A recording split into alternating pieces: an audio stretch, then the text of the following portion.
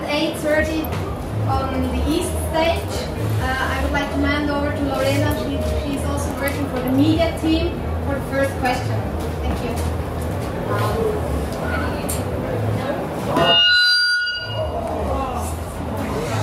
That's one of the things That's why I don't belong here. So yeah, we had a quick chat earlier. And what? Can you still hear me? What? What? Just before I hand you over to that volunteer, a little bird told me that Bern is actually no stranger to you. Have you been here before, or what's the story? You want to hear that actually? For real? Yeah. Alrighty then.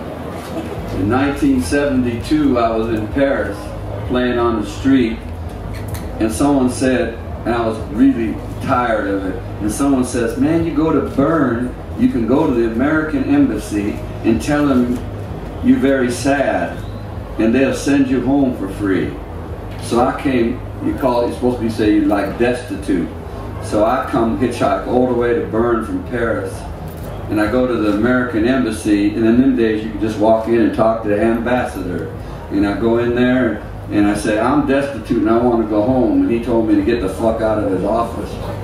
So then I had no money and nothing. I had my guitar and I went down by that clock y'all got there, and just down underneath them arches, which I went and found today, and sat down and played on the, and this is October, and it's getting a little bit chilly. And I only had enough money, the first time I think I ever had, like them chestnuts. They cook on the flame out there. So I bought me a bag of them chestnuts and started playing and got like a little crowd, and they gave me money, a little bit of money. And this young guy and his girlfriend, they stayed afterwards and they go, well, what are you going to do now? And I go, yeah, I don't know. And they go, don't you got nowhere to live? And I go, no, I don't got nowhere to live. And so they took me home, and I think they maybe took me to their grandma's house or something. And then they said, we're gonna organize a concert for you, and we're gonna get you some money. And I don't know how long it was. Maybe it was a couple. Maybe I stayed with them for a week or two. And y'all got this place called Jugendcentrum or something like that. Yeah. Well, they went around town putting posters up all over saying they're going to have a concert there. And they filled that place up for me, and I got $750, which, you know, is like about $3,000 or $4,000 now, maybe $3,000, and they gave me all the money so I could go home.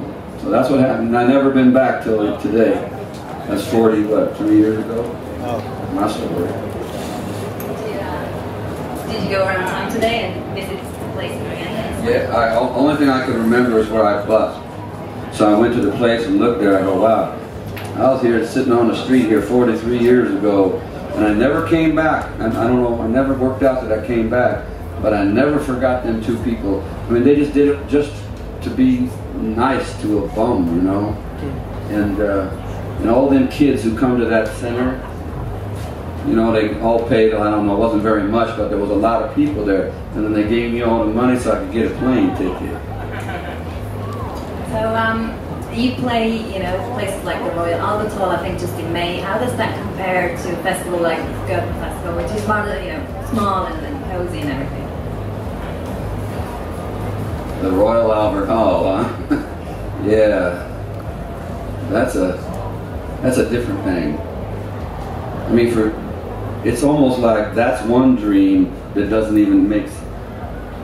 I played there twice now, you know, filled up, but the first time I was real sick, I don't remember playing there. And this time, like a month ago, I played there, and it was all filled up with everybody. And I walk out and I go, shit, man, I'm in the Albert Hall.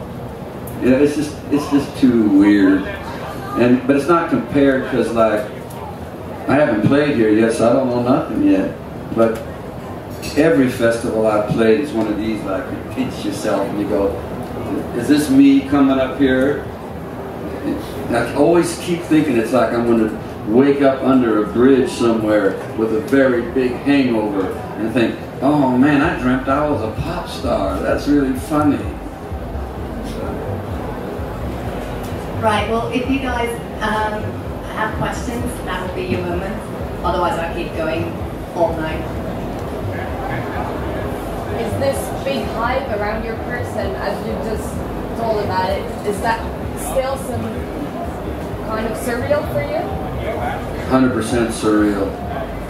But I mean, it's been going for 6 years now, but you know, like, when you're a young kid, you can believe all this stuff, you know, like, oh yeah, I'm great. You know, I'm the greatest slice of bread that ever, you know, I mean, but me, you know, it's like, this come late in the game, so it's hard to take, it's hard to believe it, but it's impossible to take it for granted. So, I mean, you know, I play all the biggest festivals in the world, but, you know, it's like, every time I go, man, what happened? I mean, I didn't even have a job 7 years ago.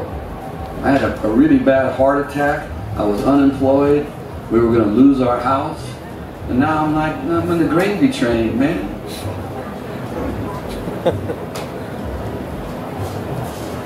You all wait. Even though the tons of paper, there's just any neat. Don't be shy. Swiss. Do you mingle in the backstage with other bands? And if yes, do you plan any collaborations or something sometimes? Nope. Nothing at all? I'd rather go out, which I already did, and mingle with the people out there. The people out there, they my boss. They give me, they pay to come in. So if I can, I think about that out there more than I think about this back here. But today, we come from Czech Republic last night, so we drove 20 hours. So I've been sleeping on the grass half the day. But I went out there and watched bands and said hello to people, things like that. But, you know, I think the backstage is boring. Actually, on that note, on your last record, Hard Cup Music, you collaborated with Jack White and John Paul Jones. How did that come about? I mean, obviously you didn't meet them in the backstage area somewhere. You know what? I'm going to lie, because I did meet Jack White backstage. So that's how I met him. He come up to me at Glastonbury. We played right before Dead Weather. And he says, you should come out to Nashville and do a song, you know, with me and stuff. So that's how we hooked up. But I didn't meet John backstage. That's just too weird of a story. So, you want to hear that too? Sure. So we was making this record, Can't Teach an Old Dog New Tricks, and we was making it in my house, and it's just me and Dan, the drummer, and we was real drunk one night, and he goes, man, we got to have a bass on this song. We don't have no bass on our, it's only drum and me. And I go, I don't know no bass player. And he goes, yeah, man, get the guy from Led Zeppelin. You know, and I like, yeah, we could get the Beatles too, you know. Fuck, you know. And then the next day when we was like sober, he goes, no, man, you gotta try to get that guy from, because we played in a little club one time, and he did come to see us, but I didn't talk to him. So that's probably why in his brain he thought. But then I knew some guy who knew some guy who knew the guy who worked for him or something. So we called him and said, not him, we called that guy who told the other guy who told the other guy, you know, like, you know, can you ask John if you want to play on him? And he called the next day on the telephone. So I answered the phone, I go, he's like real proper, talk real nice, and he goes, and I go, oh shit, this is John Paul Jones. And I said, well, you want to play on the record? He goes, yeah. So he come and play on the record. And then he come and play with us on the TV, and then he come and play with us lots of places. So we just played with him a couple, 3 or 4 weeks ago down in Tennessee. And then we did something else. Are you planning to work with the two again, or are you in talks, you know, with other people? Nah. But on this record, that a friend of mine from Mississippi, Luther Dickinson, who played in Mississippi All-Stars, he played on 2 songs, and he's my soul brother. You know, he's my friend, so he come and played. And that boy I was telling you about, Ben Miller, played that on one song. That's all. We should have brought Ben Miller. I heard he was in Bern a couple of months ago, and people called me up telling me how great he was. So. Oh, yeah. Yeah, Ben. I haven't got to see him play. He played, but he gave me his new CD that come out yet, I guess. And it's really good. So he's one of them guys who raking in the mud. So while you're here, are you going to go and catch some other bands, or you go back to your backstage tree and have a nap? I heard a couple other bands already, but I think pretty soon we got to go over to that stage and get ready to play. But I'm gonna go. I heard that what's that band? Is it Franz Ferdinand? They playing here? I saw them play one time in Oslo when I was helping some other band. They was pretty good. I didn't know they was together no more, so I might go watch them a little bit. I like their music. It's nice. Earlier you said being famous came quite late in the game for you, and it's very overwhelming for you as well. Is it sometimes also a bit too much?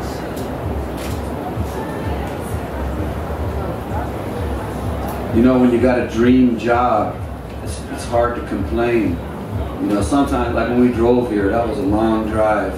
It was like mind-numbing 20 hours, you know. And what we did, we were played in Slovakia, drove 17 hours to a festival in France, and then right back to Czech Republic, 670 kilometers from where we just played, 17 more hours, and then 20 hours down to here. So, you know, you're like, so that part's sometimes a little bit like, whoa.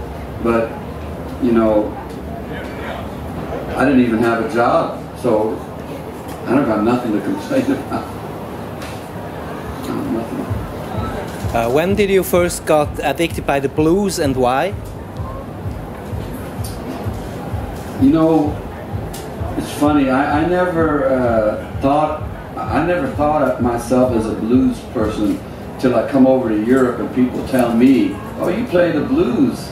I didn't really think like that. I thought, you know, I like country music just the same. Oh, Hank Williams. I like hillbilly music. So, and I know I love old, you know, North Mississippi country music and stuff. But man, we was talking earlier. I feel like I'm like an American stew. So I love Nat King Cole, the Mills Brothers, Hank Williams, Sunghouse, Beatles, I don't know, Elvis, Call for. I mean, I love all of it, and I just kind of come out in a big mess, I think. But I was a kid, 8 years old, when I first started hearing all that stuff.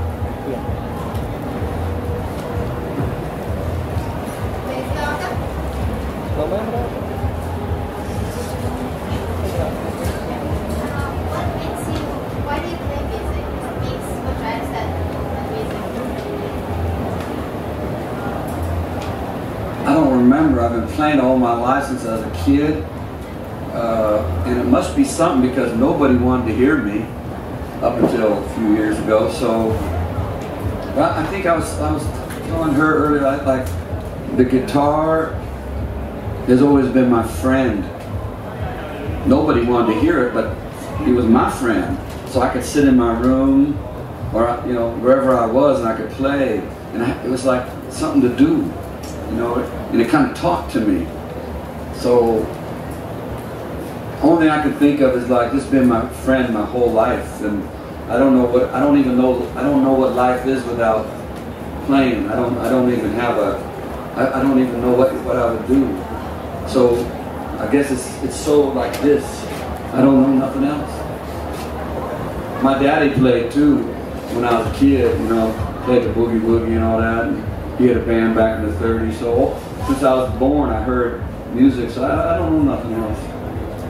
Do you sometimes miss playing in the streets, or do you I still play in the street. Yeah, I go out and play. Because that's another thing I wish I could make every band go do.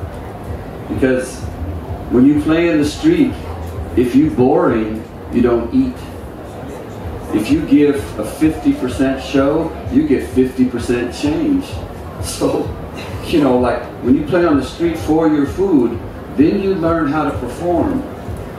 And like so many people, like they just, I don't know, something, they just go in so easy. And they don't understand that if you don't give 100%, and even if they're famous, it don't matter, because like if you give 100%, even if it's not for change, you're getting like 400% love back. So it's the more you give, it's like a win, win, win, win, win, win, win. And so many men, they're so busy looking at their shoes, they don't know that those people, they paid to come in. And if you do the best job, they're going to pay you with love and money. So on the street, you go and then you eat.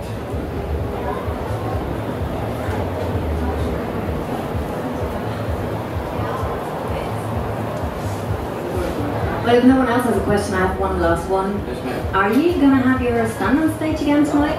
Your son, one of your sons used to... He has 2 babies of his own now, so he lives in Australia. So he's the youngest one, and now he has 2 babies, so he's busy. He's handsome though. Well, I bet if he's got babies. Steve, thank you so much. It was a real pleasure. My pleasure. Thank you. All good. I hope that was all the questions, otherwise you have to shout now. Thank you. Okay. Thank you. Appreciate it. Thanks. Appreciate it.